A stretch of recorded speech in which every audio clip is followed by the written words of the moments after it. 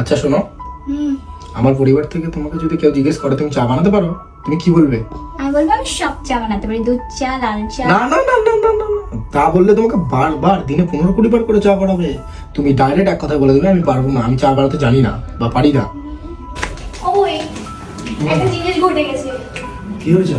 তোমার আন্টি আমাকে বিরিয়ানি রান্না করতে বলেছে, কিন্তু আমি তো বিরিয়ানি রান্না করতে পারি না।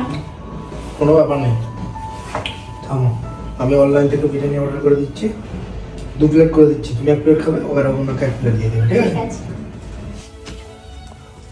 কি ব্যাপার মন, কি করছো? তোমার মামারা আসবে না, হুম। শাড়ি পরতে হবে, তাই শাড়ি খুঁজছি।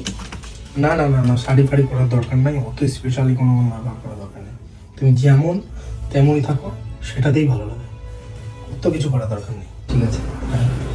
ওই বলো। শোনো না, আজকে না আমার বাইরে ডিনার করতে খুব ইচ্ছে করছে, চলো ফটাফট রেডি হও। কিন্তু আমি বাড়িতে কি করে বলবো আমি নতুন বউ? কোনো ব্যাপার নেই, শরীর খারাপ বলে চলো ডাক্তার দেখাতে নিয়ে যাবো, দিয়ে ডিনার করে চলে আসবো। কি ব্যাপার, তোমার মুখটা দেখে মনে হচ্ছে না আমার মন খারাপ? হ্যাঁ, মা বাবার জন্য খুব মনটা খারাপ করছে। মন খারাপ হচ্ছে? কোনো ব্যাপার নাই, কালকেই চলো তোমাদের বাড়ি।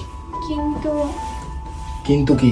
কিন্তু কিছু না, কাল যাবো বলেছি, মন খারাপ করছে, ব্যাস যেতে হবে, ফাইনাল।